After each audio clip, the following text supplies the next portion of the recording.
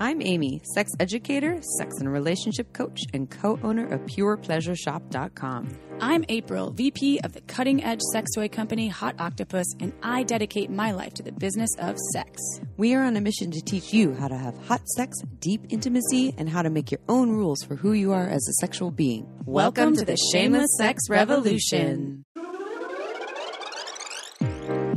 Want to learn more? Go to shamelesssex.com. And for 15% off of some of our favorite sex toys, use code SHAMELESSSEX at PurePleasureShop.com. You are listening to a pleasure podcast. For more from our sex podcast collective, visit pleasurepodcasts.com. Well, hello, everyone. Hey, everybody. Hey, welcome to the Shameless Sex Podcast. This episode, let's just talk about the title, the topic right away. Cuckolding. Fuego. And a little bit of hot wifing. And some people might be like, what the fuck are you talking about? You will find out, but it's actually a hot topic. There's actually a lot of people that are into this. And we did an episode where we talked about this a little bit. And maybe we didn't have all the information or accurate information. And we got a number of emails from awesome listeners that gave us more up-to-date information and also a reference for this wonderful speaker. So this is super exciting and fun and playful and interesting. I mean, you'll discover what cuckolding is. It's a relationship dynamic where essentially the vulva owner gets to go and have sex with whoever she wants, and her penis owning individual is into it and supports that. And the penis owner is monogamous. So stay tuned to learn more about that. Have your mind It did blown. take me a minute to wrap my head around it, though, the concept. And the same with hot wifing. I still am attempting to grasp in my teeny tiny receptive brain for certain things. Sometimes it takes me longer to digest. So I'm like, oh, I get it. But I have to listen to the episode again once it airs, which will be in a few days from when we're recording this. But if you met the most amazing man ever, and not ever, but just you met an amazing man, and you're like, wow, I'm super into him. He's like, by the way, you mean like legend? Yeah, like legend. But he's like, by the way, I'm into cuckolding. I get really turned on by you having sex and being intimate with other people and sharing your stories about it, and I just want to be committed to you. Would you be like, fuck yes, or no, or let me think about that? I would say I need to think about it. What about hot wifing? So you're with an amazing partner. It's super aligned. It feels really good. And they're like, I want to watch you be intimate with other people. I want to watch you be desired. I want you to flirt with other people. And I get to watch that and be like, that's my girl. And I want you to come back to me and share about how wonderful it was. And would that be interesting to you? More interesting. Okay, more interesting. So less of the thing I didn't add was the humiliation aspect that's often in cuckolding, but not always in a negative way. And typically this is gendered, right? So cuckolding is, for lack of a better way to put it, is it typically the penis owning human in the relationship that wants to watch the vulva owner? Generally. And then hot wifing's the opposite of that, or is it can go all directions? Well, I think she describes it. Is that a hawk attacking? That's a hawk attacking a seagull outside. It's wild out there. National Geographic here in Santa Cruz. I think she describes it as, again, there is this added power dynamic or maybe humiliation thing in cuckolding, and we'll get into this. If we're messing this up right now, everyone just listen and she corrects us. And then hot wifing, it is actually more the penis owner that's calling the shots, right? It is more like, I get off to seeing you wanted and desired, and they're I guess more orchestrating it, but they have more power. They're not in the humiliation aspect. Again, this is why I think I need to listen again, because I was taking pieces away and processing in my brain and active listening, and then I was like, okay, I need to remember that. So it's not that difficult to conceptualize, right? It's just I need to listen to the episode again, which is exactly why we record these things. Yeah. So they can be evergreen tools for everyone out there that's interested. And I guess as I feel into it, the humiliation thing really isn't my personal jam because I can't imagine I'm like overly wanting nice. to humiliate people. But more, get over there right now. Just kidding. Are you okay? Yeah. Wait. Oh, you don't feel good. Okay, I'll never do that again. I'm sorry. Let me hold you. Let me stroke your hair. You're so wonderful. Okay, I promise. I love you. You're a terrible humiliatrix. It's all about you, Amy. No, I'm definitely not a humiliatrix. That's for sure. I could do it. Yeah, you could. We have a friend that'd be really good at it too. Oh my God, she's designed for that. That hurt my feelings. Oh, I'll hug you now. I'm sorry. I'll never say that again. You're the best. You bitch. I'm just practicing. Yeah, that's great. You I don't know. I can't do it. He already froze. You know what else takes some good practice? What? Stroking the vulva. Ooh. Internally or externally. Ooh. And how do we get better at that? OMG, yes. Not better. How do we learn more about that? OMGS.com/shameless. Actually, you can get better with it too. It's true. Now we've been with them and access to all of their portals for almost 3 years now? Yeah. Huge fans. It's a tool that I know I use on the reg when I want to escape some of only going to my toys all the time. I'm like, what other techniques are out there that people are using to orgasm or to get to know their vulvas better? Or what can my partner do to learn about my vulva and techniques better or different? Yeah, it's brilliant. So it's an online database. You buy either season 1 or season 2 or both. Season 1 is about external stimulation and pleasure, so techniques that you maybe have never thought of or seen. Season 2 is about internal stimulation and pleasure. It's completely research-based on thousands of vulva owners and how they like to have their orgasms or just pleasure, and is very tasteful. And so it's all these videos and informational pieces on how you can try these things out. It's changed people's lives. And the money goes to more research. Exactly. To more pleasure research. And there's not a lot of organizations out there, y'all, that are researching pleasure. There's more and more, but OMGS is phenomenal. So we love supporting what they do. So go check it out. It's changed the lives of us, my clients, our listeners. OMGS.com/shameless. You get $5 off. And then once you buy the season, you own it forever. You keep watching it over and over again. And who knows? Maybe I think they're in the running. They will have one for anal. They'll have one for penis owners. For toys. Now the toys is coming next. So stay tuned, y'all. So exciting. Okay, so a sex question. I'm almost 40 and have been married for 9 years. 3 years ago, my partner realized that he's trans and has transitioned, so F to M. So born, the doctor said, you are a female, and now identifies as a man. Sex between us has gotten to be very sporadic. I am having a really hard time finding my husband sexy. He is a man now. These past few years, I've been going to therapy and working on a lot of trauma from childhood. For a moment, I thought I was bisexual, but I've never really wanted to pursue a relationship with a man. I've had an occasional fantasy, but that's about it. I've also had a lot of issues surrounding sex. I've had erectile dysfunction, premature ejaculation, and delayed ejaculation. So that has also made me adverse to having sex. And my husband wants more sex, but I don't find him attractive. And I don't think I will be able to. I've also started seeing my sex therapist or a sex therapist, but I'm pretty sure that my relationship will end. Is there any advice that you can give? My husband says that it shouldn't matter what he is now, that I shouldn't have an issue having sex with him. It's a very, very tricky question. It is. It's heavily loaded with a lot of there's a lot of history. There's a lot of transitional aspects to digest. And I'll say, so I want to speak on something that I didn't experience, but someone very close to me in my life that I've known for a few years now was not a similar situation, because she was and is married to someone that transitioned. It was a high school sweetheart. She married her best friend, her love of her life, her person, right? And he decided not too long ago, actually, before COVID, that he wanted to transition to become a different a human that would be considered a female, right? So transitioning from M to F, and did the transition, and they have children, and then COVID happened, and she, my friend, wanted to try to stay in the relationship because she loved this person that she had known for so long, and it became more and more challenging because the person that that she married now wasn't the person that she fell in love with as much. Even though it was just a gender transition, she felt that it just was so different and hard, and they're still trying to figure it out, and it's leaning towards that they won't, because they're going to walk away peacefully and lovingly and still co-parent. And then their children will have two moms, and that's also a whole different dynamic. Their children are very young, and she just told me that the sex had changed, and it was difficult for the same kind of thing that this human's in. And I think they've been together for 20 years, and so I am compassionate to your situation and empathetic to what you're going through, because it's hard. I tend to say I'm pansexual.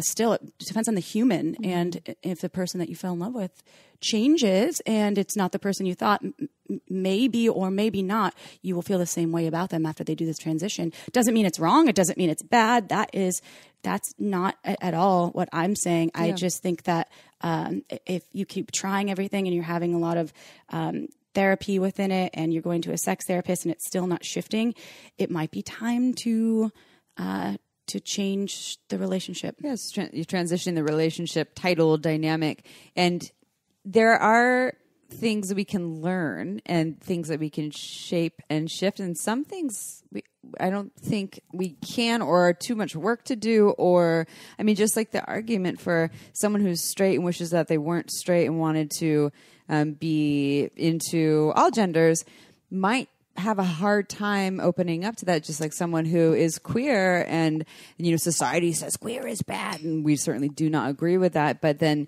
that we've heard that they've gone to, what are the things where like the religious Christian things where they're trying to convert them? Pray the gay away? You pray the gay away. And that doesn't work. And so it was like the gay boot camps where people had feelings for the same sex. They would be in it was they'd like send them away. There's movies about it. Yeah. And so we don't always have a choice in who we are attracted to and who we are interested in. And there's certain things that we can learn, and just what I want to say is agree with April. There's nothing wrong with you. If you're not a bad person. I know your husband's saying it shouldn't matter what he is now. And I think that is important what he's saying, because there's an opportunity for you to lovingly let him know that you love and accept him, that this doesn't mean that you don't love him. And it also is okay for you to not have sexual attraction if you don't have that. You can only honor what's true for you. Obviously, you're doing a lot of work. You have a therapist and now a sex therapist. So it's not like you're just, sticking your head in the mud and ignoring what's going on. You are doing the work. And if you still are finding that the attraction isn't there, what do you do? What do you do with that? And this also happens in plenty of relationships when it isn't about gender. And it's not like you just have to leave the relationship. You could see and talk to your partner and see if they'd be willing to open it up, or if be non-sexual life partners, non-sexual, which is very common, especially in law. But it depends on what both people agree to, and working together to come to a solution that feels good to both of you. Yeah, and one thing I would say, if you're working with a sex therapist or a therapist, also to work with someone who actually specializes in this, whether someone who's worked with trans folks or partners of trans folks, or ideally both, would be something that would be helpful. It's like for myself, as someone who works with clients, I don't have a lot of that experience, so I probably would send you to someone else. So just not saying fire your sex therapist, but make sure that they understand the dynamic of what you're working with. And then some references. I have not personally checked out these books. I just looked them up. There are books on being the partner of a trans individual and what that experience can be like, and also for support. So some references: the Trans Partner Handbook, and also the Reflective Workbook for Partners of Transgender People, Your Transition as Your Partner Transitions. Because it is that too, right? Your partner's transitioning and your life is transitioning along with them. It's not just a one-sided thing as well. Hopefully that's helpful. And just, I don't know. I didn't read that you're like, I'm a bad person or anything, but I wonder if it's in this writing, you said he about your partner, you said husband. So clearly you have adopted this new, this person as they are. This is this is how your partner truly is. And that's wonderful. And I hope that you're also being gentle with yourself and taking care of yourself, because this is your transition as well. It's a hard one. Yeah. And I appreciate that you wrote us and asked for advice. So thank you. Yeah, thank you. Good advice, Amy. Good advice, Chip. All right. You ready for Venus's bio? I am. I love Venus. Yeah, she's great. And all right. From the moment Venus learned about cuckolding relationships 6 years ago, she knew it fit exactly who she was, and she dove right in. Venus began writing about her stories and experiences of dating, cuckolding, and becoming a Queen of Spades on VenusCuckoldress.com. And now she loves having the opportunity to lend her voice to show people the real, loving, and beautiful complexities of a cuckolding relationship dynamic on her Venus Cuckoldress podcast. To learn more, check out her podcast or VenusCuckoldress.com. I'm going to spell it out. VenusCuckoldress.com. And now it's interview time. But first, I don't know about you, but as a vulva-owning individual, I feel like I need to be extra attentive to my surroundings. And having something that may give me some added safety, such as the She's Birdie Keychain alarm, has given me some peace of mind. Birdie is a compact, lightweight, personal safety device designed to be easy to carry and simple to use. When you activate your Birdie with a quick pull, the alarm will emit a loud 130 decibel siren and flashing strobe light to help deter an attack. And unlike pepper spray or other deterrents, Birdie is no danger to you. Birdie also makes a great and affordable gift. I gave a number of the women in my life a Birdie, and they love it. And right now, She's Birdie is offering our listeners 15% off your first purchase when you go to shesbirdie.com/shameless. Go to She's Birdie, spelled SHESBIRDIE.com/shameless for 15% off your first purchase. That's shesbirdie.com/shameless. Join the flock, y'all. And now it's showtime.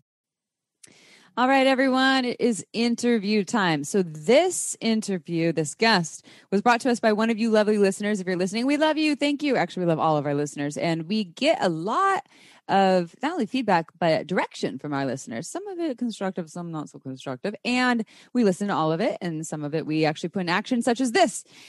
So we have Venus the Cuckoldress here because when we did an episode and we were commenting on cuckolding and hot wifing, we were off on some of the information. We had a number of lovely listeners that sent us their feedback saying this is actually what this experience is, or I identify with this, and here's what's really going on. And then we were like, well, we need to have a whole episode on this. So hence why we have Venus the Cuckoldress, who has a whole podcast and is deep in this world, to share her lovely knowledge. And welcome, Venus, to our show. Welcome to Shameless Sex.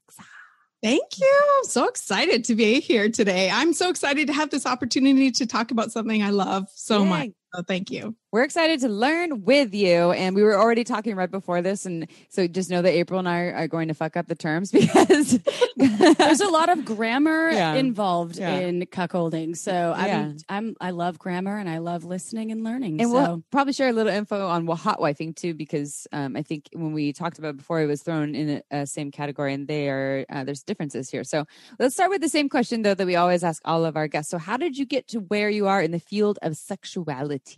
Such a great question. So when I was 29, I was vanilla as fuck. And I had no idea there was anything other than monogamy out there. And I started reading Dan Savage's column, Savage Love. I'm not sure if you're familiar with him, but I love him. Yeah.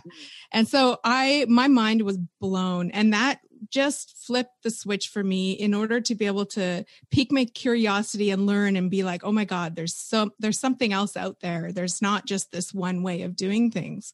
And so from that point onwards, for the next 10 years, I was, exploring non-monogamy and everything like that. But I still didn't really find what I was looking for until a bit later on. And I didn't even know it existed. So that's why I'm so outspoken as far as this kind of relationship goes, because I had no idea it even existed.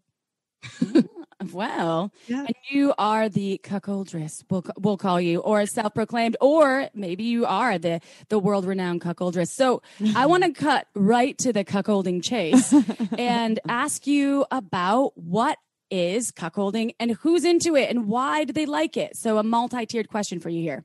Yeah. Okay. So the basics of cuckolding is that it's a one-sided open relationship. So she is given the gift of sexual non-monogamy by her boyfriend or husband. And in return, she gives him the gift of being involved in some way. It can be watching, listening about it, or, finding out about it at home, or getting pictures of videos or whatever, just including him in some way.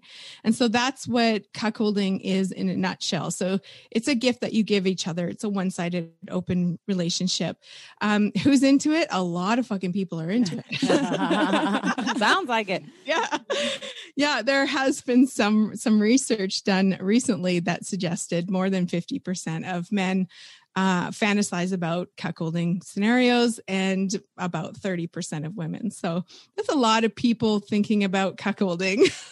Yeah. Yeah. And so what would a cuck, also someone who's interested, because there's a humiliation aspect here, or is it control? Maybe you can elaborate on that. So the person that wants to be cuckolded, who's saying, "Hey, nice lady of mine." Yeah, the why, right? Yeah, the why, because there's consent here too. It's not a non-consensual thing, and yet there is maybe elaborate as a humiliation power play, and like what are they getting out of it? Yeah. So this is the thing is, it seems so one-sided. Because a lot of people, they're like, well, this doesn't make sense. Why does she get all of this fun, sexy stuff? And he doesn't. Like, this makes no sense to me.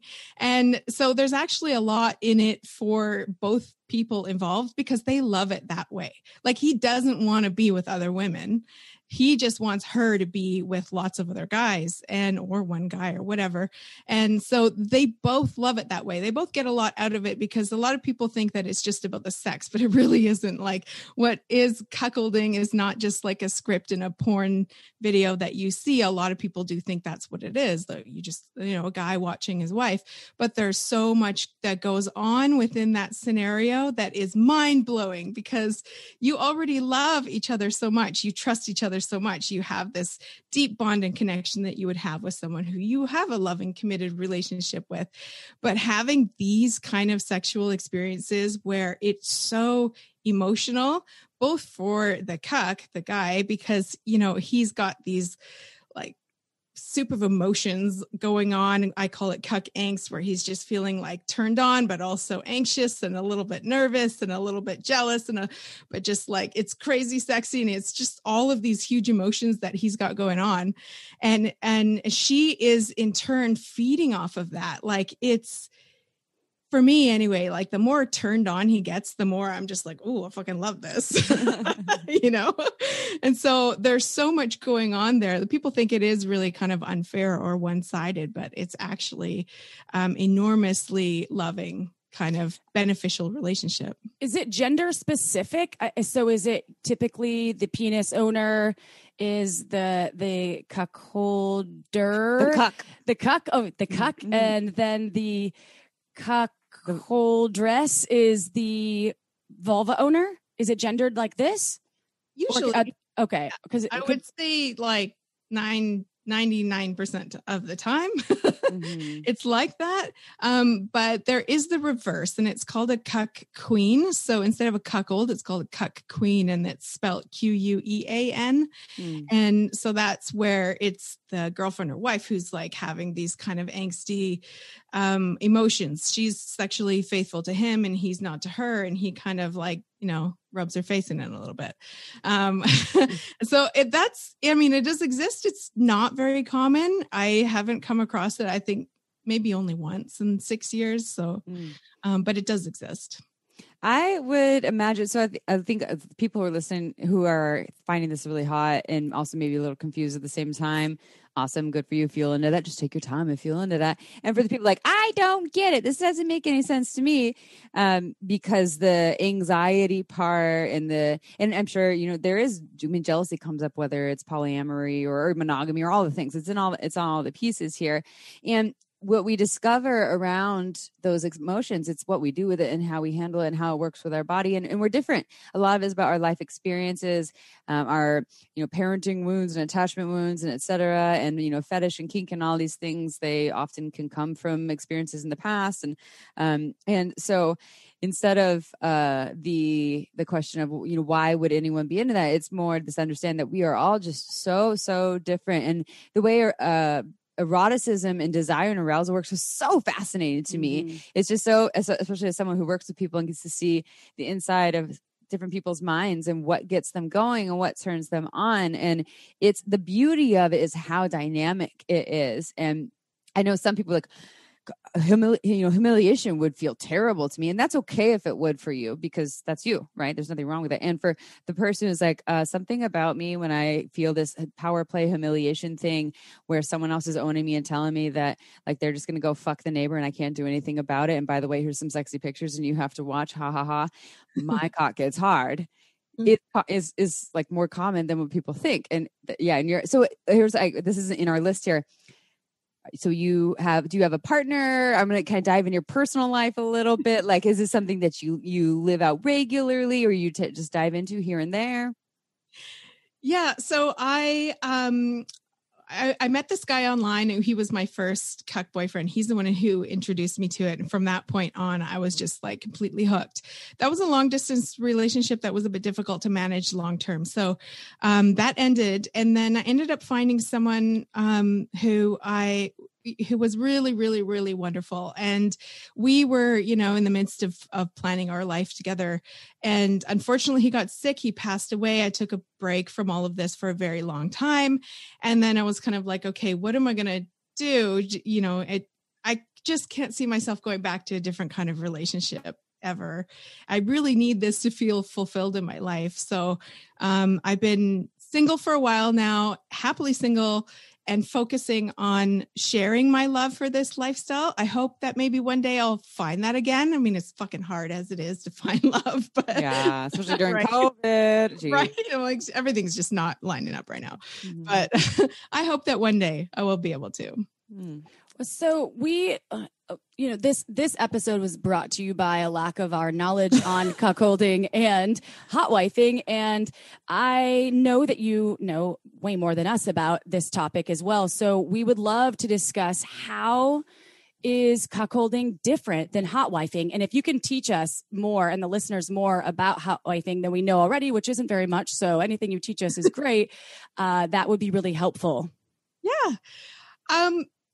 I'm, to be quite honest, still, I don't feel like I fully grasped it because it's a fairly new kind of offset of cuckolding, this hot wifing. Because I'm not, I identify with, and I love the cuckolding aspect of it because I do love the teasing, I do love that it's all about her and stuff like that. So that's what I gravitate to, but I'm still kind of like trying to wrap my head entirely around this hot wifing thing. But I will tell you the easy difference. Is that you've got cuckolding where she's fucking other guys and he's not. You've got hot wifing, she's fucking other guys and he's not.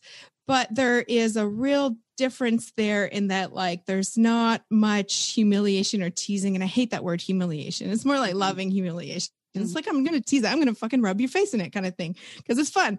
And there's not much of that at all in hot wifing. So there is that. Usually that's involved, at least, it could be really subtle even in a cuckolding relationship. But then there's this aspect of sexual denial.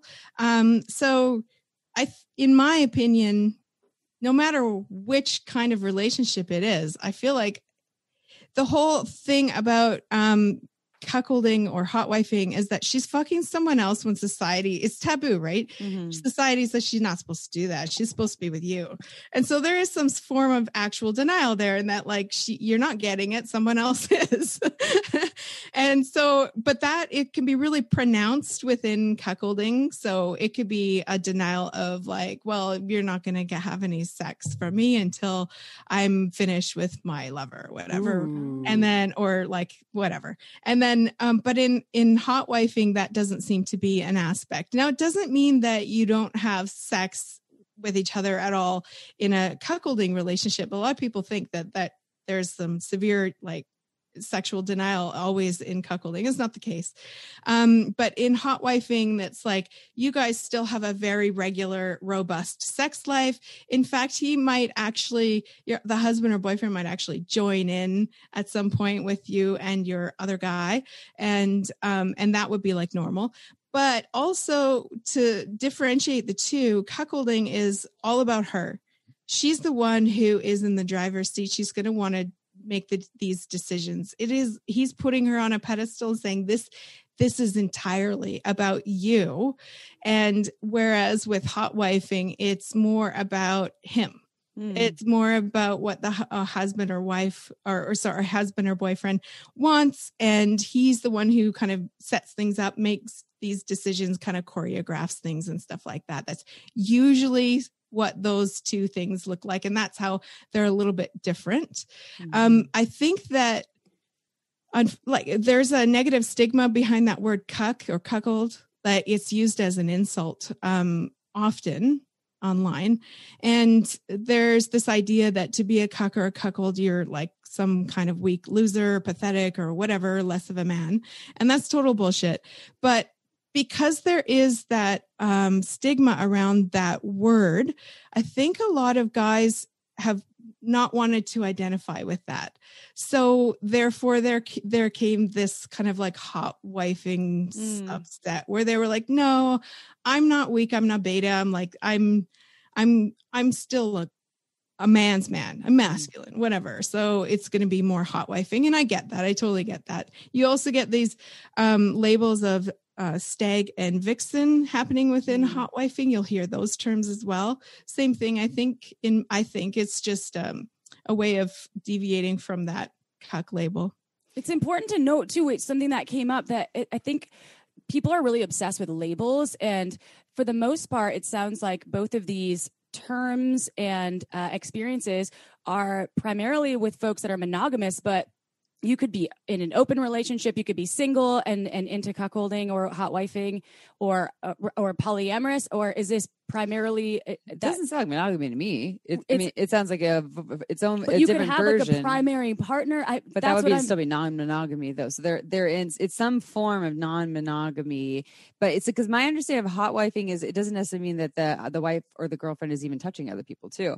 That you can have hot wifing and it could just be flirtation. It could be her going out and looking all sexy and having all these guys being like, and you're like, yeah, that. And there's my understanding. This is my learning from our listeners actually. Who were like, I'm a hot wifer. I'm not into cuckolding because I don't like the humiliation aspect. That wouldn't feel good to me.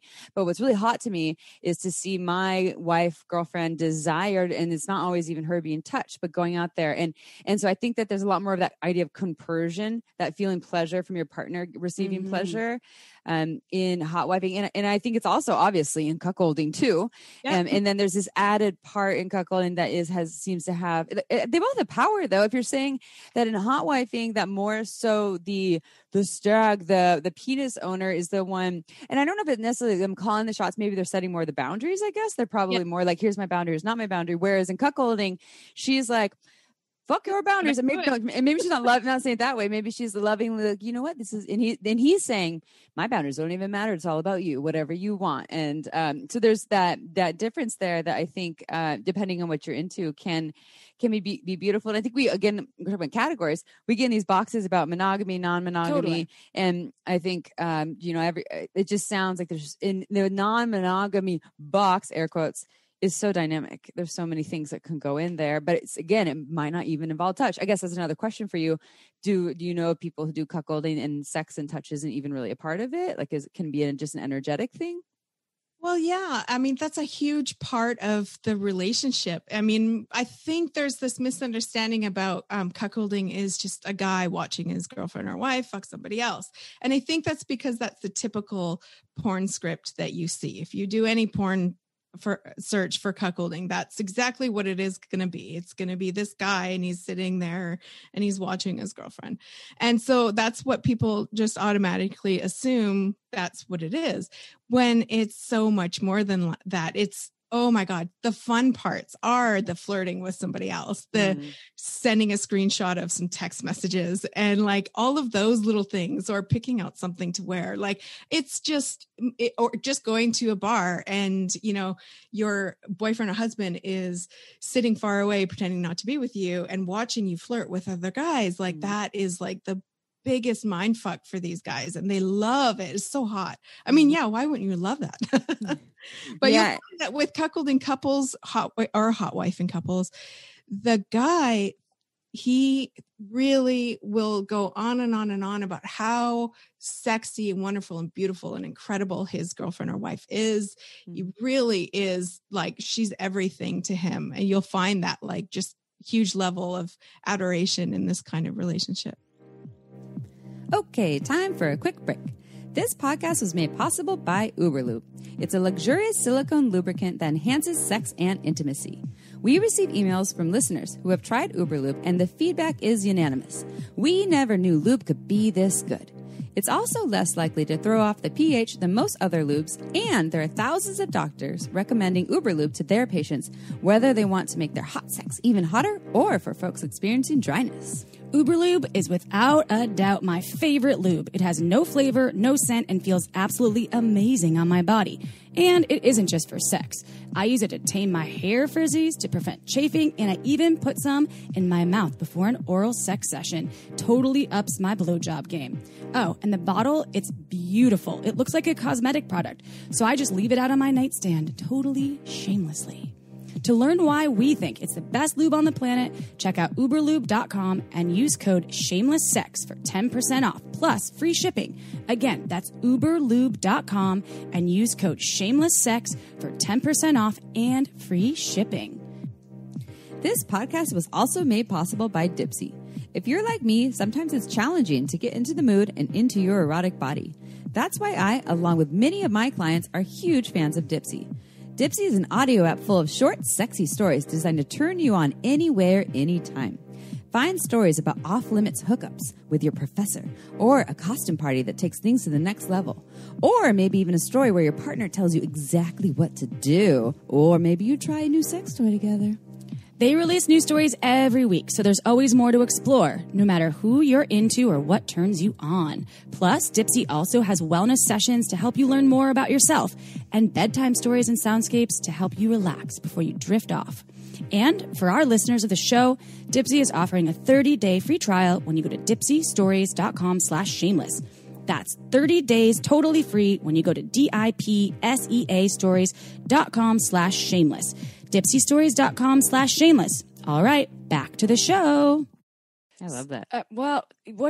Okay.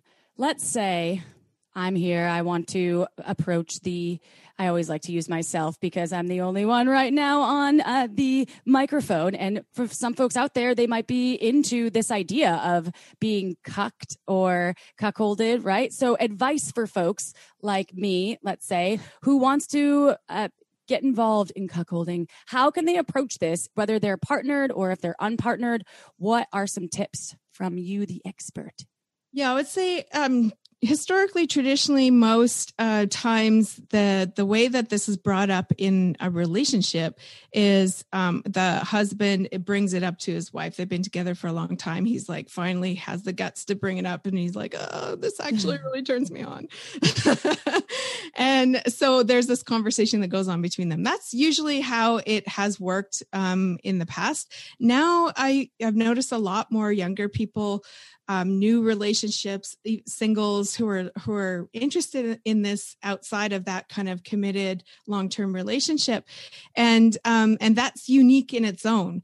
I spoke a little bit about the strength of a cuckold, and you were talking about how you have to be able to process those emotions in a healthy way, beneficial way within a relationship. That can be really difficult. And for a guy to falter and, jealousy to take over, and it just fucking snowballs, and all of a sudden you've got all sorts of problems in your relationship. It's a lot easier to work through that as a couple when you've been together for a long time. But when you are a new couple, then that can be pretty devastating to your relationship. So the advice I would give to people, if you're a new couple, younger couple, is to just go really slow because you're going to wobble a little bit and probably fall down once or twice. And you just want to be able to sort of like catch that right in the beginning and talk about it, and, maybe slow things down or take a break for a bit or whatever. For me, it wasn't that case. I jumped right in. I was just like, I'm head first. Woohoo! But you were, yes, right. So someone else brought it up to you, hey, I'm into this thing. And you were like, oh, that sounds awesome. I get to go and be intimate and get attention from all these other people. And you're going to love that. And then we can still be connected. Yeah. Yeah. I was like, really? This sounds like the best thing in the whole world. Is this a fairy tale right now? Okay. So, what about someone who wants to be the cuckoldress? So someone who is in a relationship and they want to start up this conversation. They're having this desire. I feel like this they both might come with levels of shame and fear, of course, because as is a lot of conversations around sex. But this one is like, hey, are you down for me to be in control and go do all of these things? And for you to just support that might be a little more of a challenging role. So what is your advice to those folks? it's so uncommon for a woman to bring it up to the guy, which I don't understand. Cause like, I'm like out there saying, you know what, ladies, this is great. Go for it. But it's still very uncommon for women to be the one who initiates this conversation. I think I've only ever come across it like once, where the conversation came from her, and it was well received. So I will say that talking to single guys out there about this kind of relationship, maybe on like vanilla dating site or whatever, and they don't understand it, they don't really know what it is. I find it helpful to focus more so on the actual relationship, the benefits to the relationship, rather than the sexy parts, because they can sort of like get blinders on with the sexy part and then not focus on a relationship whatsoever, because they're like, oh, this sounds hot, and then forget about everything else. So I would definitely give advice for guys, any single guys out there who looking for a cuckoldress or looking for a woman who wants this kind of relationship. And there's a lot of guys out there looking for it. I would say focus on the relationship part. Find somebody who you can be compatible with in all areas, not just this sexual fantasy. I have something to go for it. Well, so I was going to say, so because that brings up, it's just a tricky thing a little bit in like the dating world, right? For single folks who are dating, because here's the thing. So we're focused on their relationship, but I guess there's a difference between this is a huge part of me and I can't let this go. Like cuckolding is part of my sexual identity. And then there's the, like, I like this thing, but it's not a deal breaker. And so I would say if you're the former, at some point in the initial, maybe not date 1, hey, by the way, but maybe date 2, 3, 4, when you start to see that there is connection there, then to put that out there to see if there is alignment. But if it is the latter, if it's something that I would enjoy, and if this isn't available, the relationship is more important to me, then maybe not so much, because I guess I bring this up because I have worked with clients. I've worked with clients who are into cuckolding. I've worked with clients who have a lot of shame around it, who've never told their partners before. It's just something that they watch cuckolding porn, turns them on, but they don't share with anyone but their sex and relationship coach. I've worked with clients with various fetishes and kinks and things, and there's this confusion about when it's appropriate, air quotes again, to share this information with someone, yet they're still trying to find a compatible partner. So I guess I'm answering my own question, but maybe what are your thoughts about that? You know, again, if something is a deal breaker, it should, in my opinion, should be shared fairly soon. Probably not the first date, but I don't know, if you're on online dating apps, maybe not Tinder and Bumble, those are more of the mainstream ones. I was gonna say normie mainstream, but if you're on things like #open or Field or these other ones that are more alternative sexuality, you could put that in your dating app. People are ready to read that, and then it will align you with like-minded people. So I guess 2-part question: what do you think about all that, and do you have any recommendations for people who want to get into this? How do they find other people, like dating apps and things like that? Yeah, I do. This is something I have a lot of experience with. So for me, I'm kind of at that point in my life where maybe in my 20s, I wouldn't bring it up to somebody right away. I'd just be kind of like, oh, I'm just going to date this person and see how it goes. They're and then, cute, nice, and hot, yeah. and then, you know, bring it up later on or something like that. But now I'm just like, you know what? No, I know exactly what I want. So I'm going to bring it up right in the beginning. And actually on my dating profile, it just says, but I will say what it says, because the wording is important. I would stay away from cuckolding. I would stay away from cuck. Just don't even mention those words. There's just too much misinformation out there. And for me, all it says is I'm looking for a one-sided open relationship where you are faithful, I am not, and we both love it that way. And awesome. and so there you go. Yeah. But just putting that out there, I don't find that there's a negative reaction to that. I don't find that people are weirded out by it. And to be honest, even on the vanilla sites, there's a lot of people who put in a profile that they are looking for a non-monogamous kind of or open relationship. This is not something that's weird anymore. It's pretty common. And so I don't feel like I need to feel like embarrassed or ashamed of putting something like that on my profile, but be careful with the wording itself. Because I wouldn't, maybe you could put hashtag hot wife or something like that. Cause that's, again, it's a pretty soft term, but I would avoid like cuckolding altogether. That's good. I think everyone's going to rewind what you just said and say, what should I say on my profile again? Yeah. Hold on, because that's good advice. I think the amount of misinformation out there about so many things, especially in the field of sexuality, is immense. And that's why we have folks like you, Venus, you've been in this world for quite some time, and seems like you have it dialed. So thank you. And please tell us and our listeners where we can find you and your podcast as well. And all of your social handles. I would love to follow you. Sure. So I started blogging about 6 years ago. That's where it all began. And that's on venuscuckoldress.com. And so there's a lot of stuff on there. If you're curious, you want to learn more, go there. There's a ton of stuff on there. And that's also where you can find my podcast is on venuscuckoldress.com. My podcast is called the Venus Cuckoldress Podcast. It's on pretty much all of the podcast platforms. Started it in January of last year, and now I'm working full time on it. Yay. Awesome. So, super exciting. We'll have all this in the show notes too. People, if you're like, how do I spell cuckoldress? Just go into the show notes. It'll all be in there too. Yeah. Is your show all about cuckolding, or are there other things that you cover? It's just cuckolding. Ooh, so that's how much you could talk about it. Like we just barely scratched the surface. We only just gently scratch the surface. Yeah. So if you want more info about cuckolding, and I love all the terms like cuckoldress and cucked. And what else do we have? Cucking, and I mean, there are so many ways hot to wifing. Dive into hot that. Wife. And hot wifing. And I'm really stoked to actually have some knowledge around this. So thank you. She's my hot industry wife within the sexual industry. I like to hot wife. I got with her and watch her get attention from other people. It's very attractive to me. So especially that one time with your high heels by the fire. You know what I'm talking about.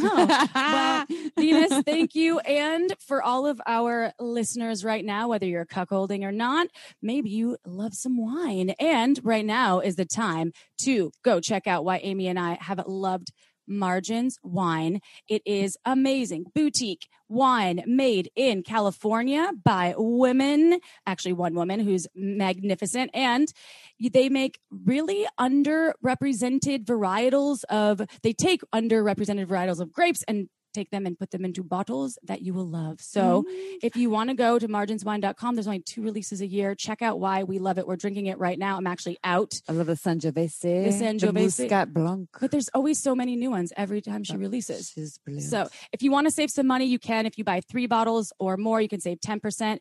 The codes are on our site. If you buy 6 or more bottles, you save 15%. Go and check it out, shamelesssex.com. And one last invitation to you all. We love you so much. If you love us too, you love what Venus is talking about, cuckolding, and you know that more people need to know about what we're doing, go to iTunes and give us a review. We read every single one, and we love you so much. Tell us that you love us too. All right, y'all. We'll see you next Tuesday. Ciao for now. Want to learn more? Go to shamelesssex.com. And for 15% off of some of our favorite sex toys, use code SHAMELESSSEX at purepleasureshop.com.